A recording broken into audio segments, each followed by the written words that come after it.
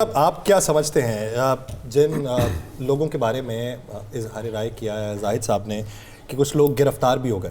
اب ایک عمومی تاثر ہے کہ جو گرفتار ہو جاتا ہے اس کو سمپتھی ووٹ زیادہ ملتا ہے، لیکن یہاں پہ عمومی تاثر سے زیادہ ایک اور تاثر ہے کہ وہ جس کو سمپتھی ووٹ ملنا ہے اس کی پھر یہ یقین دہانی رہی ہے کہ وہ اس پارٹی میں رہے گا یا کسی اور میں چلا جائے گا۔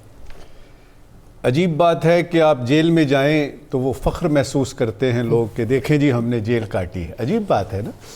اس طرح کی اور بہت ساری عجیب باتیں ہیں۔ یہ جو بات ہو رہی ہے نا فیئر اینڈ فری الیکشن کی، تو میں آپ کے لاکھوں ناظرین کو یہ بتانا چاہوں گا کہ دنیا بھر میں جمہوریت کے تحت جتنے بھی الیکشن کرائے گئے، کوئی ایک بھی ایسا الیکشن نہیں تھا جس کو فیئر اینڈ فری کہا جا سکے، کیونکہ یہ کتاب بھی مانتی ہے، ہوتا نا جی کتابی بات، یہ کتاب بھی پولیٹیکل سائنس کی مانتی ہے کہ ممکن ہی نہیں ہے، اتنے سارے ویریبلز ہیں۔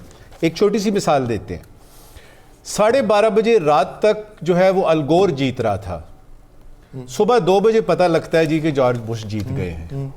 دوسری مثال، اور یہ میں مثال ادھر سے دے رہا ہوں جہاں پہ کہا جاتا ہے کہ جی فری اینڈ فیئر۔ دوسری مثال، تمام پولز جو آپ کے ہیں وہ بتا رہے ہیں کہ ہلری کلنٹن جیت رہی ہے، اور جیتتا کون ہے؟ ڈونلڈ ٹرمپ صاحب جیتتے ہیں۔ اچھا، دوسرا پہلو اس کا جو ہے نا، اگر ہم پاکستان کے تناظر میں دیکھیں تو دھاندلی اور فری اینڈ فیئر الیکشن جو ہیں وہ ایک ہی کوائن کے دو رخ مجھے نظر آتے ہیں۔ کیسے؟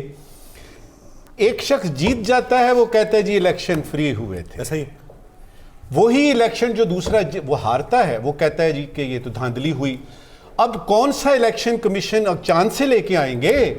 کیونکہ دونوں میں سے ایک نے تو جیتنا ہے، لہٰذا اس میں تھوڑی سی انڈرسٹینڈنگ کی ضرورت ہے۔ انڈرسٹینڈنگ کی ضرورت ہے کہ جو ہارے گا وہ تو کرے گا، اختلاف کرے گا، وہ کہے گا جی میرے ساتھ زیادتی ہوئی، یہ فلانا ہوا، فلانے یعنی جو حلقے ہیں وہ کھولے جائیں وغیرہ وغیرہ۔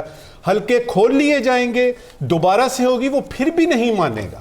تو اس کا باٹم لائن کیا نکلی کہ آپ نے اس چیز کو، دھاندلی کے لفظ کو، فری اینڈ فیئر الیکشن کے اوپر ایک بڑے سے داغ کو برداشت کرنا ہے۔ ٹھیک، اب اس میں آپ یہ نہیں کر سکتے، آپ یہ نہیں کہہ سکتے کہ جی اس کا کیا مطلب ہے کہ فری اینڈ فیئر الیکشن ہو ہی نہیں سکتے۔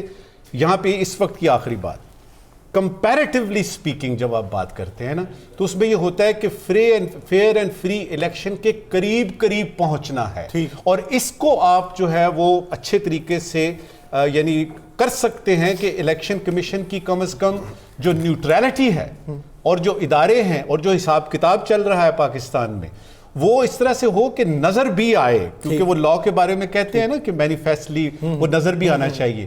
تو اس کی اگر کوشش کرتا ہے الیکشن کمیشن آپ کا، تو میرے خیال میں پبلک میں جنرلی سپیکنگ اس کو مان لیا جائے۔